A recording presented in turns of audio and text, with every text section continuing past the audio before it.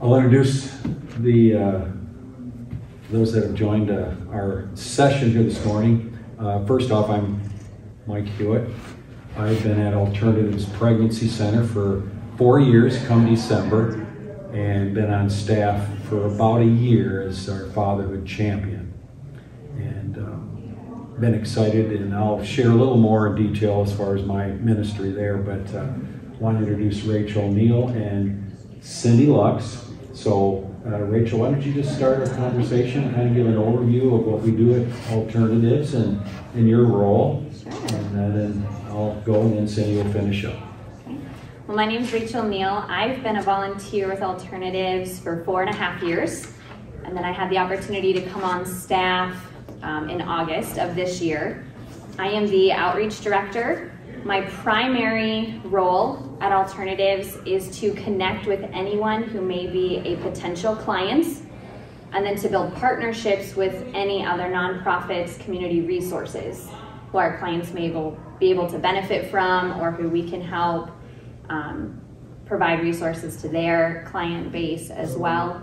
I do also oversee the ARC program, which is our abortion recovery and care program. And then I also work with our Hardin County location as well, and oversee that. So I wanted to introduce Alternatives a little bit and talk about what we do, and then highlight some of the exciting new things that we're doing, some of our growth recently, and then go into ARC a little bit more. I think more important than the what that we do is the why behind it. So why we're there, I think a lot of people are familiar with pregnancy centers and what we do, but why we do it. We believe that life begins at conception and that all life is sacred. However, we're aware that 50% of all pregnancies in the United States are unplanned, and that 1 out of every 4 will end in abortion. That's what the statistics are. And we know that women and men facing unplanned pregnancies especially usually need support, they need encouragement, they need empowerment, and oftentimes they need resources. They're needing to be connected to different resources that allow them to feel like they have the freedom and ability to choose life, to move forward with that pregnancy. And that is why we offer free pregnancy tests. Last year, we offered over 300. We offer free ultrasounds, which is a really powerful way for a woman to be encouraged to choose life when she may be unsure. We found that approximately 9 out of every 10 women who are able to see the ultrasound image will choose life. So it's just a really powerful tool for them to be able to see what's on that screen, to see that life. That image alone really contradicts what society says about pregnancy and what's in the womb. And we can talk to them and share with them and tell them the truth, but for them to see it, for them to be able to see that, for them to be able to see that their own body. Yep, in their body, to see that there's a heartbeat. Again, we can say that, but for them to see it. What was the number? Really powerful. 1 in 10? 9 in 10. 9 out of 10 women will choose to carry. So if we have a gal who comes in and she's not sure what to do, if she comes in and we'll refer to it as abortion-minded. So she's considering or has decided abortion, and we show the ultrasounds. Statistically, 9 out of those 10 women will choose to carry, will choose life, and that may be to either parent or for adoption. We also offer free STD tests in Black Hawk County. That is especially important. Black Hawk County has the highest rate of STDs in the state.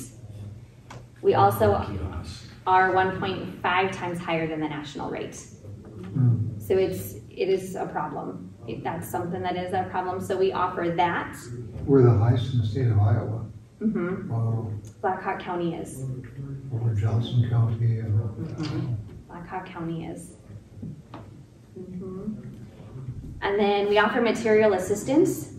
So diapers, wipes, clothing, formula, everything someone would need for a baby. We also offer a lot of personal care and hygiene products for mom and dad, And then large items too. Parents are able to get baby bathtubs, changing tables, walkers, baby swings, some of those items that can be really difficult for them to purchase on their own. And they're able to receive those, and they are able to come in and start getting that material assistance, going through our parenting program as soon as they find out they're pregnant, all the way up until baby turns 1 year, at which point we graduate them. So for a gal who's just found out she's pregnant, and she's looking, where do I go get that ultrasound, that pregnancy test walks through our doors. If she then continues to see us all the way until our baby turns 1 year, that's a lot of time. They come every other week. It's about twice a month they'll come meet with us, and that's a lot. It's a lot of assistance for them. One of the ways that we encourage the dads to come with them, aside from the fatherhood program, is they also then receive the material assistance. So now you have 2 of them coming in, now they receive double on those items, which can be significant. And then our parenting classes, which is geared towards helping them prepare for what's ahead. So helping these men and women prepare for pregnancy, prepare to parent. We'll have couples come in who it may be their 2nd, 3rd pregnancy, and so they may not need as much support with the pregnancy, but they do with their toddler. In order for me to be able to go through this pregnancy well and healthy, I really need help with potty training. I need help with discipline. I need help with some of those things. And so we're able to do that too and go through some of those topics. And then that's also where they can get referrals to any resources they need. So when they come into those parenting classes, they're gonna meet one-on-one with a volunteer. And that's where they're able to share, I really need help finding a job, transportation. I need help paying for my utilities this month. I need help with insurance. Insurance is a huge one. I need help figuring out medical insurance and who do I talk to and how do I go through that. And so we're able to connect them to those resources and then follow up with them and find out, how is that going? Do you need more help? Do you have more questions? And do that. So some exciting things that we've recently added would be our Practical Fatherhood program and All Pro Dads, which Mike will talk more about. That's really been growing and something that's taking off, which is really exciting. It used to be the guys would come in and they had the opportunity to meet with the female volunteer and advocate and then the mom of the child.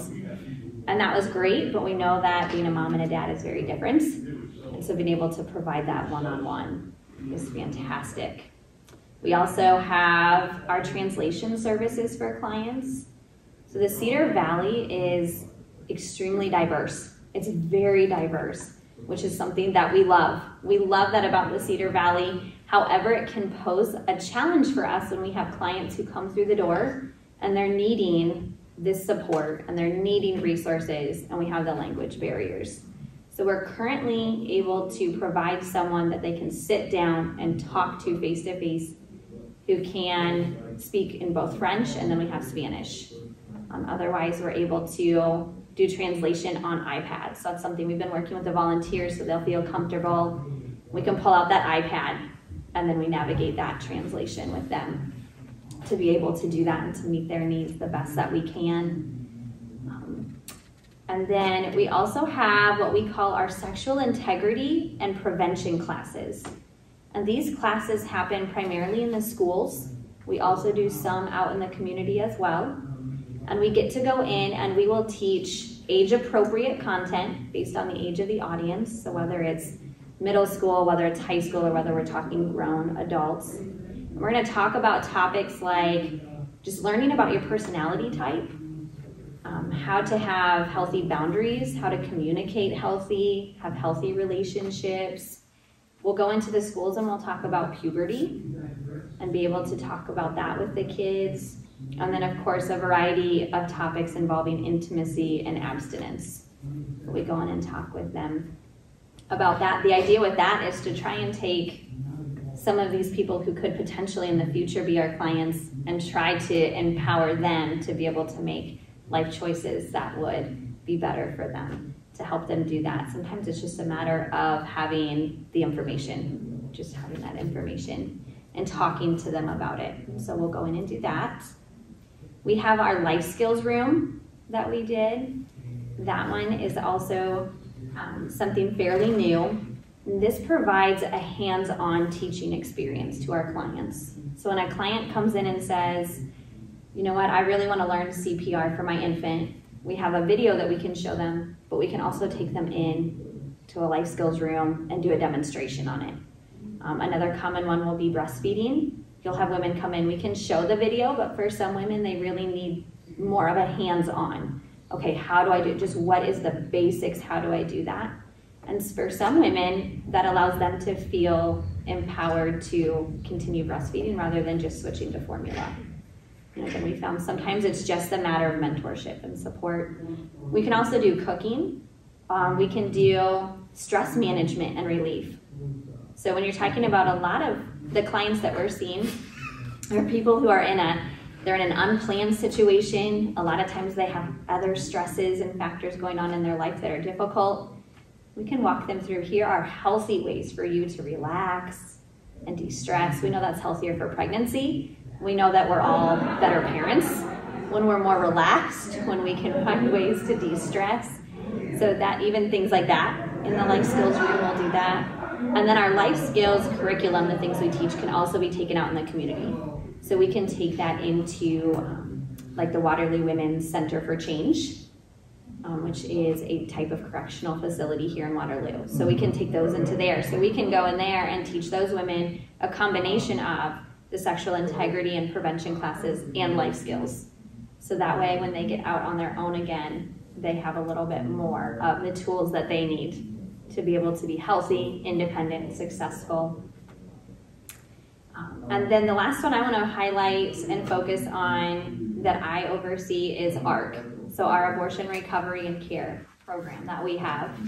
I and a team of 2 other women were able to sit down and put together a curriculum that we felt would best meet the needs of the clients who come through the door and would be able to meet the needs of the diversity that we see. It also, what we love is it introduces the gospel to somebody who has any religious background. So it doesn't matter. They don't have to have a Christian background. They don't have to be familiar with that. They can come in and they're going to be able to still hear the gospel and receive that. I was going to share. So a few surprising statistics with abortion. We talked about 1 in 4 women in the United States have had an abortion. We find that statistic to be the same inside the church and outside the church, approximately 1 in 4. 59% of the women who choose to abort have had a previous birth. So it's not their first pregnancy. They're already a parent. Over 49% were below the federal income poverty line. And then 57% will cite having had what they call a major negative or traumatic event within the last 12 months. That's going to be things like having lost a job or being unemployed without hope of having a job, falling behind on rent or mortgage, not being able to pay bills, so like their main bills, water, utilities, having a breakup, so the relationship has ended, having something significant happen in their relationship, a health issue, so things like that. We're talking about like a major life issue that then determines the decisions you make.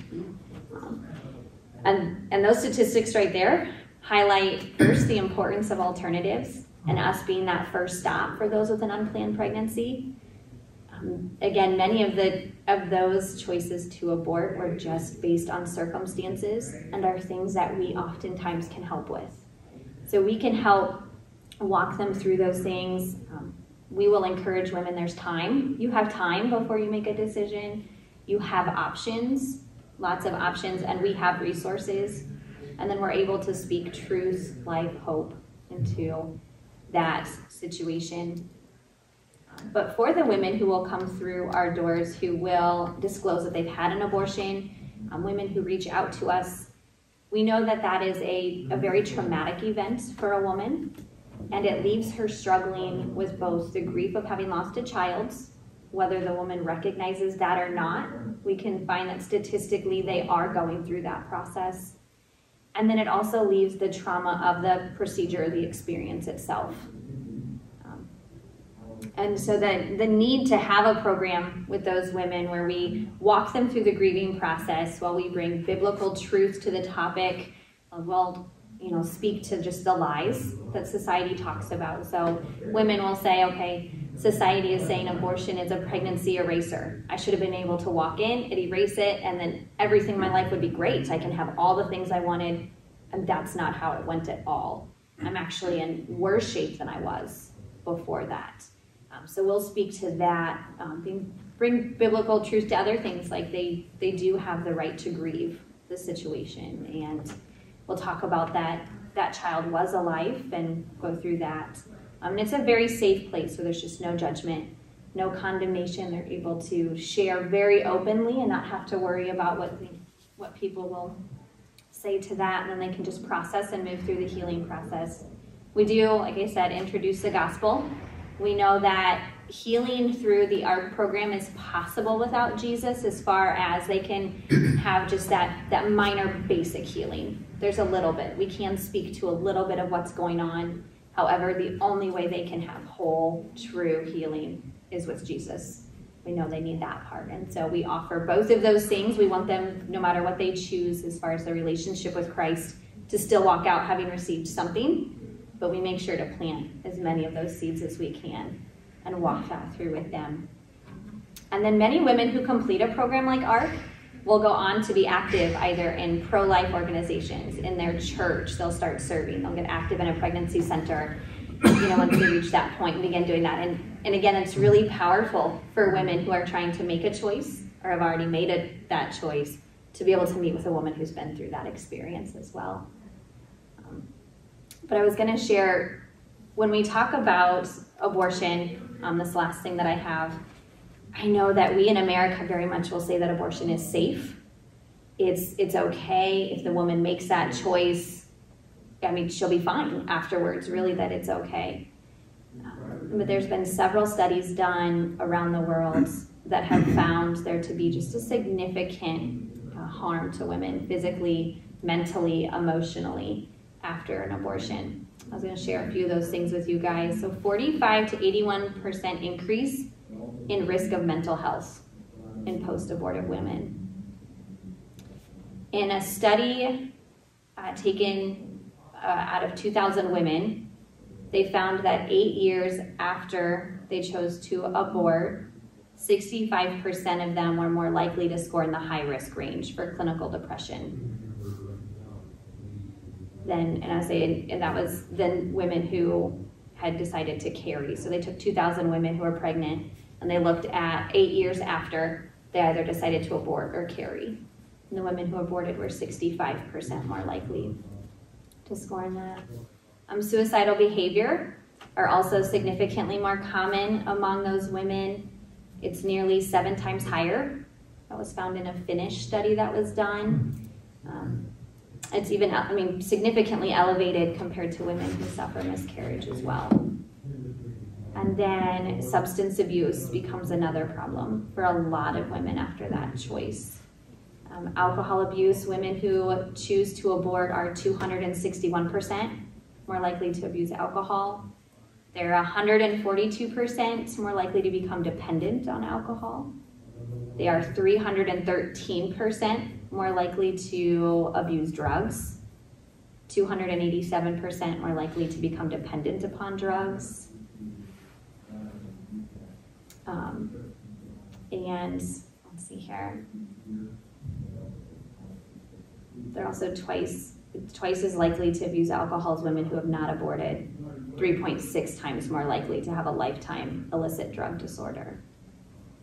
Then there's several other things too that they'll struggle with, just having unhealthy relationships, self-harm, and really impacts a woman's ability to connect with God. So a woman after abortion, her perception of God changes significantly.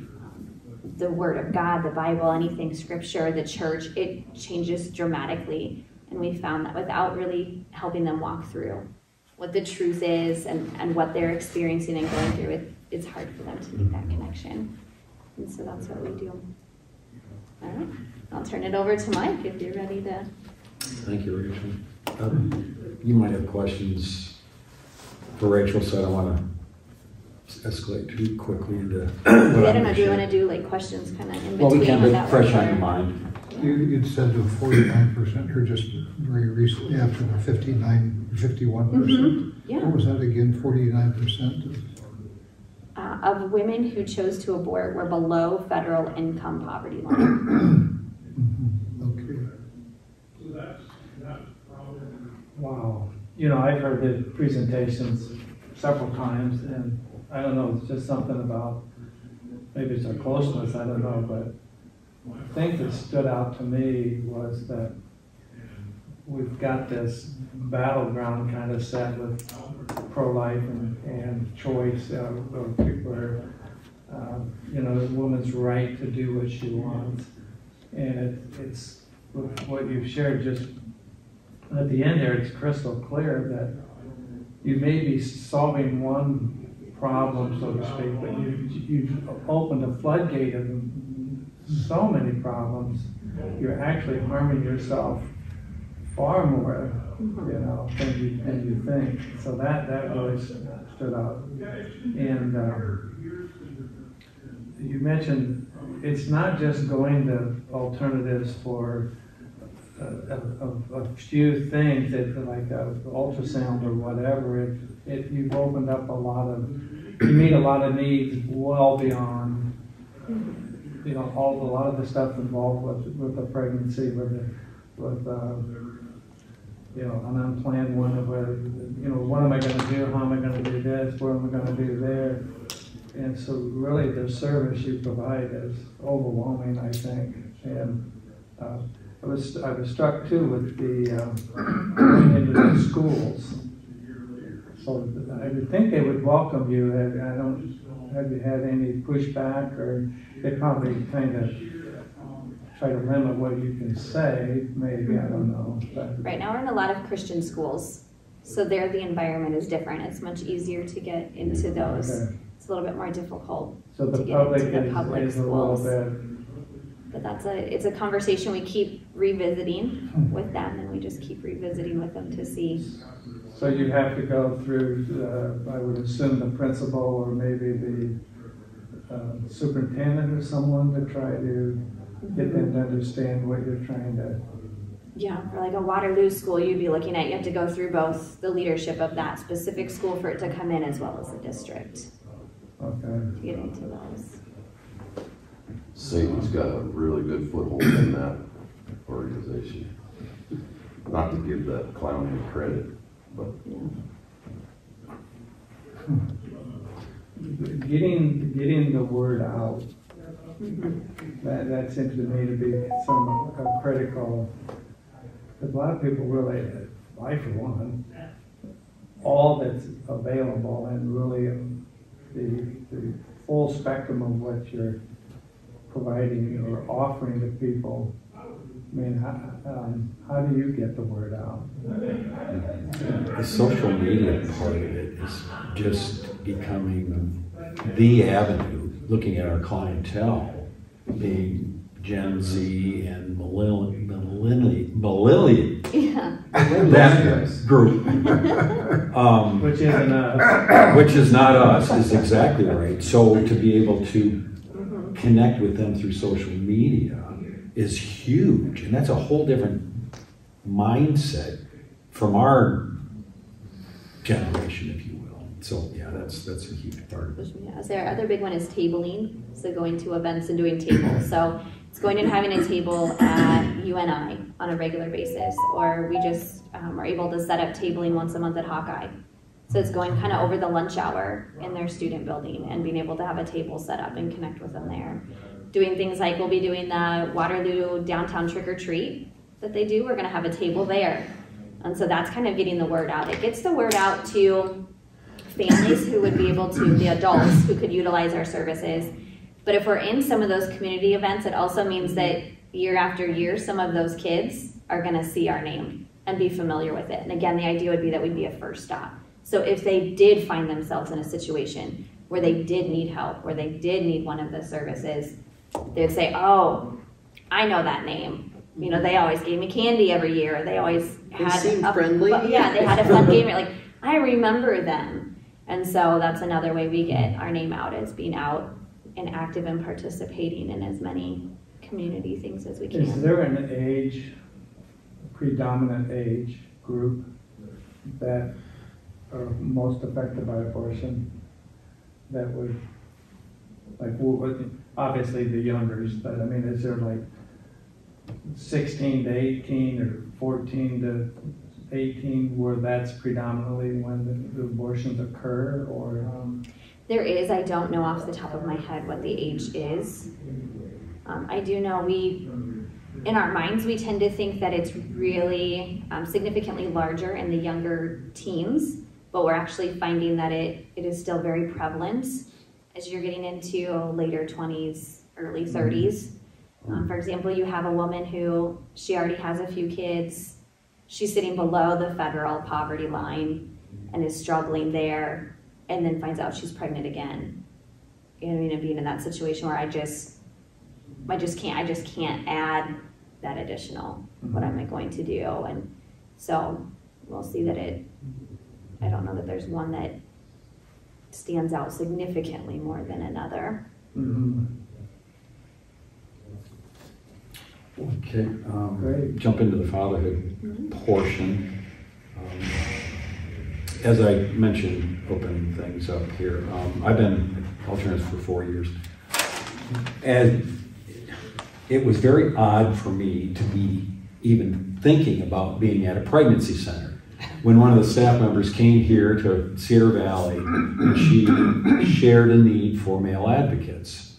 I wasn't at that service, but Joe Fox was, and he said, Mike, you've been looking at ways to serve in our community. They have a need at alternatives for male advocates. And I'm thinking, why would there be a need for men? That has been brought to light so much more in the last year or two. Statistically, and Dave, you and I were talking about this, fathers are not where they need to be in our society. And the lack of the male presence in homes is just astronomical. It's gone through the roof. And so the need to engage with young men at the pregnancy center during an unplanned pregnancy is just huge. And the demographic that we find from most of our clients, we're talking men that have been incarcerated. We're talking about men that didn't have a father figure as they were growing up, a missing father in whatever capacity, drunkenness, all those things that add to the abortion-minded individual certainly carry over into the fatherhood side. And so we at the pregnancy center do our best as we meet one-on-one, as Rachel shared, with young men and kind of walk through what this process looks like. Pregnancy may be their very first baby. In fact, I've got a brand new client, this is a great example. They've been together for 2 months. And wow, now we're pregnant, now what? And they're that doe in the headlight look, what do I do now? And so we do our best, again, as men and women, and Cindy will share a lot of what she does as well, but we do our best to kind of walk alongside these young men to say, we are here to help.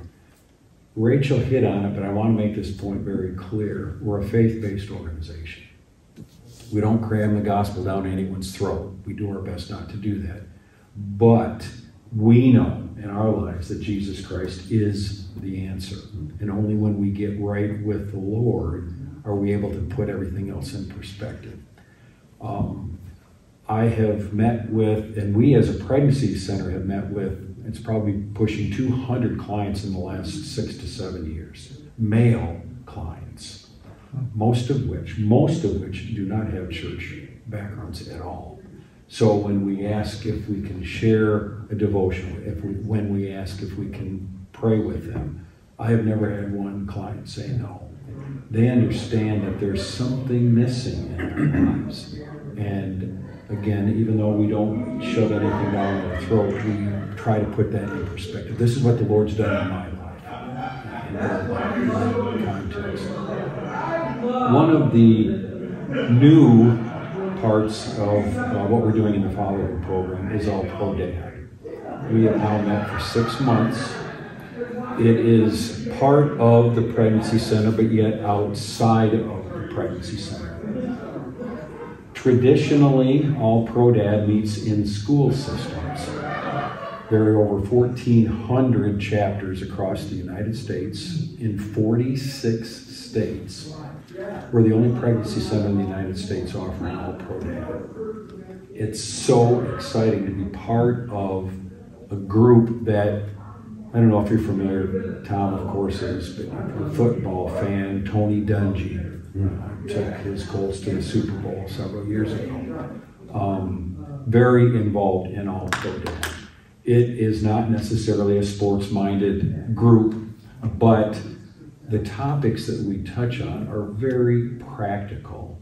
Being a responsible dad, being a role model as a father. What does forgiveness look like? Our last chapter meeting was positivity. So we discussed what that means when a dad is raising a child or children. Currently, all of our dads are either clients, previous clients, or existing clients, with the exception of Rachel's husband, and he is so gracious to bring their 2 daughters here, but we encourage dads to bring their children. One of our clients last month brought his 4 children, teenage boys, to our All Pro Dad chapter meeting. So we not only discuss that particular topic, but we show a short video, let the children and the dads get a little better perspective. So what is positivity all about? We did a little exercise, flipping a bottle of water to see if we can get it upright. I'm not very good at it, so I'm not even going to attempt to do it. Room host won't let you do that. Yeah, there you go. But encouraging. We had a little guy, probably Leanne's age, give or take, 5 or 6 years old, 7 maybe. And yes, you can do it. Yes, you can do it. All that encouragement just brought to light, their eyes light up, and I can do this, versus you're a bum, you can't do anything. You just get C's in school all the time. What's wrong with you? So as we learn some of the very practical aspects of being a all-pro dad, it benefits the children as well as the fathers. And again, not all of our dads had a very good upbringing. And so this may be new to them.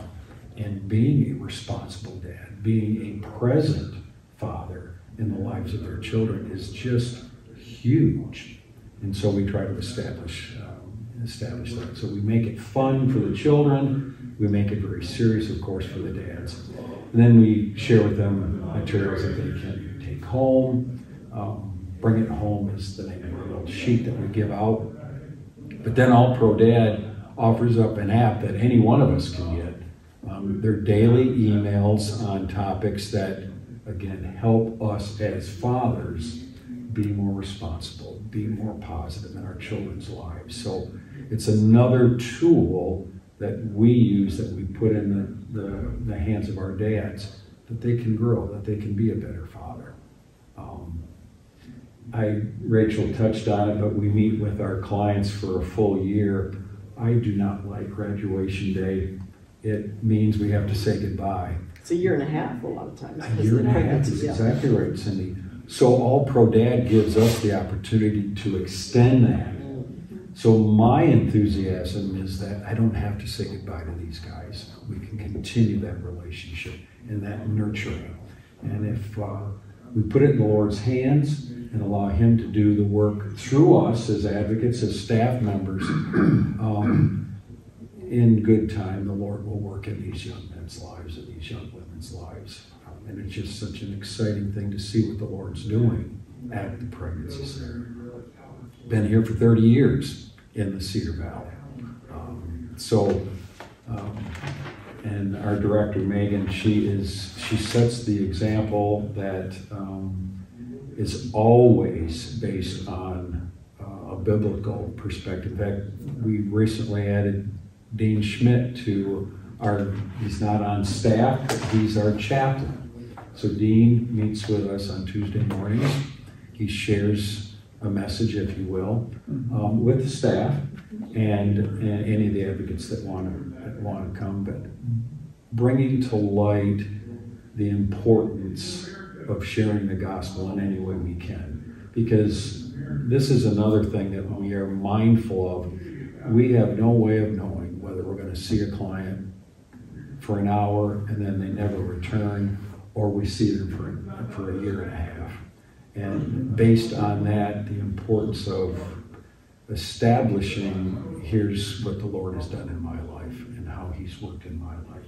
So it's an exciting role. It's an exciting mission field for those of us at Alternatives and what we offer in this community for our young men and young women.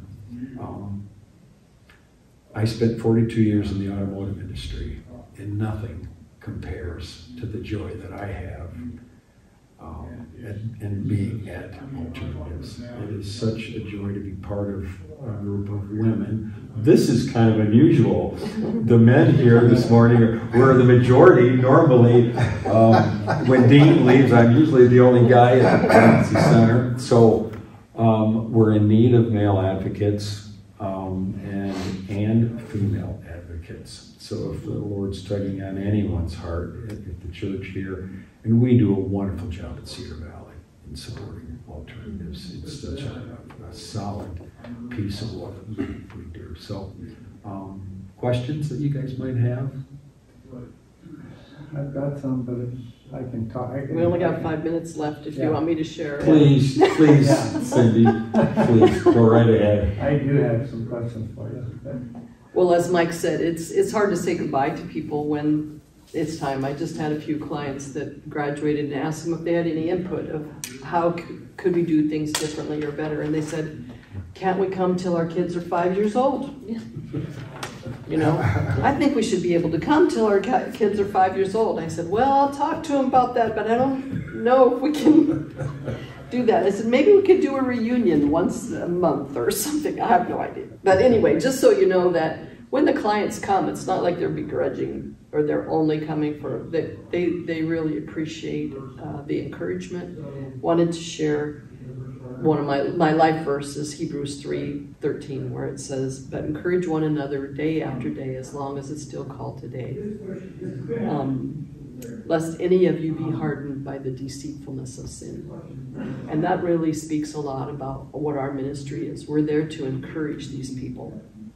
Because the sin, the deceit that's in our culture and our society saying your best option is abortion, we're there to encourage them into the truth and what will help them. And so anyway, that's why I feel like I fit there, because that's the gift I feel that God has given me, to be an encourager. And although I drug my feet when I heard that they really needed French speakers because of my problems with inadequacy, you know, and feeling like somebody else surely speaks French a lot better than me, the Lord kept bringing it to me until I decided to give in and do that. So then when we meet with clients, like Rachel was indicating, we try to put them at ease as much as possible and find out how things are going for them. And that can direct our whole session, you know, whether they're having a specific issue. They particularly for my clients, if they try to call WIC or something to get help with through them, but they can't make themselves understood, I can help them call WIC and get them set up so that they can get some help with some of their groceries and that kind of thing. But otherwise, we also try to plan for what we can do to encourage them. Like in this stage of pregnancy, maybe it's helpful for them to see a video about what's happening this month in the development of this baby within them, and it encourages them in their pregnancy. They just glow sometimes when they see those. Or what's happening in the development of their 3-month-old, and what they should expect or not expect of that baby. Most of my clients are from Africa, the French speakers. We have some from Haiti that I meet with. Although they speak Creole, a lot of them have gone to school in French so they can understand. We don't have any materials for me to use in French, so I've had to search all those out, and fortunately now have a pretty good stock of those. But I think in Spanish now we have their videos and things have been translated into Spanish, so that's a great help to the advocates working in there. I just want to tell you a quick story. Normally, my clients are not so much abortion-minded. They may be in a crisis, like somebody that has 2 kids that are under 3 and they're pregnant with twins, you know, and they need encouragement and help and material assistance as well. But we had one gal that came in and saw our nurse, and when they called in, the boyfriend called in and said that they were looking for an abortion. But so our nurse met with her, and I think she did an ultrasound with her and tried to encourage her, but because of that language issue, and it wasn't a Tuesday when I'm always there, they couldn't quite discern where she was at, or if she was actually going to go get an abortion, or if she wanted to keep the baby.